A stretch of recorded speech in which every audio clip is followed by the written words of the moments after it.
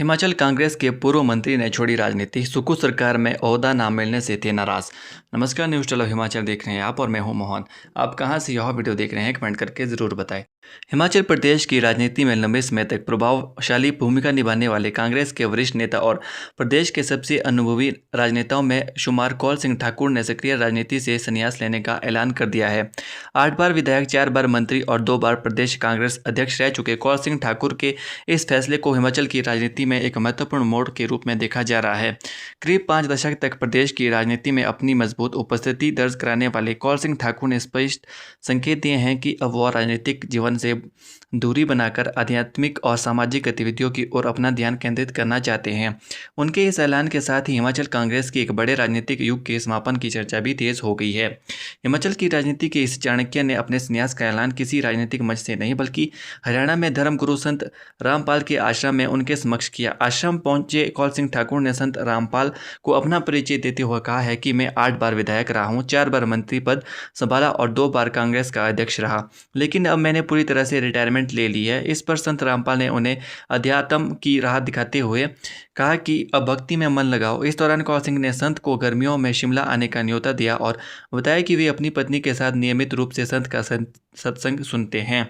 कौल सिंह ठाकुर के इस बड़े फैसले के पीछे पिछले कुछ वर्षों के सियासी समीकरणों का बेहद अहम माना जा रहा है। कभी सूबे के मुख्यमंत्री पद के सबसे मजबूत दावेदारों में शुमार रहे कौल सिंह ठाकुर पिछले 2 विधानसभा चुनावों में द्रंग विधानसभा क्षेत्र से लगातार हार गए थे। उन्हें भाजपा के प्रत्याशियों से शिकस्त झेलनी पड़ी थी। इसके साथ ही सूबे में सत्ता परिवर्तन के बाद बनी सुखविंदर सिंह सुक्खू सरकार में भी इस कद्दावर नेता को बड़ी ओहदा नहीं मिल पाया।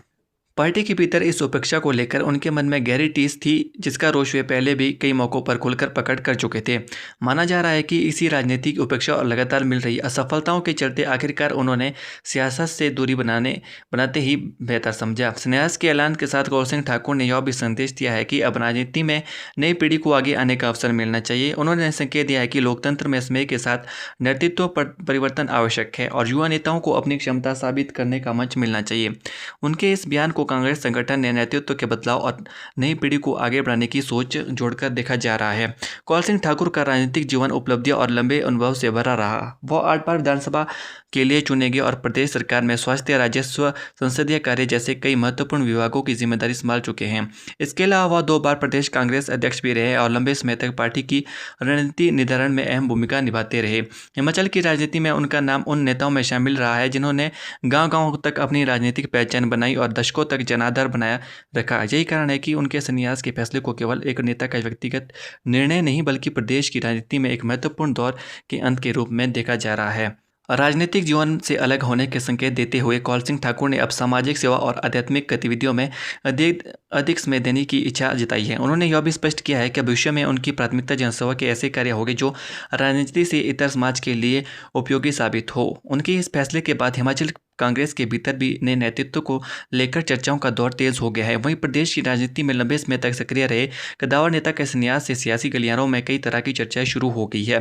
कौल सिंह ठाकुर ने पहले भी वकालत की थी कि नेताओं को 75 साल की उम्र के बाद रिटायर हो जाना चाहिए। अब अपनी बात को अमली जामा पहनाते हुए उन्होंने इच्छा जताई है कि वे संत रामपाल के साथ जुड़कर सेवा कार्य करना चाहते हैं। कौल सिंह की एक बेटी चंपा ठाकुर वर्तमान में मंडी जिला कांग्रेस की कमान संभाल रही है। हालांकि उन्हें भी हालिया चुनाव में पराजय का सामना करना पड़ा था।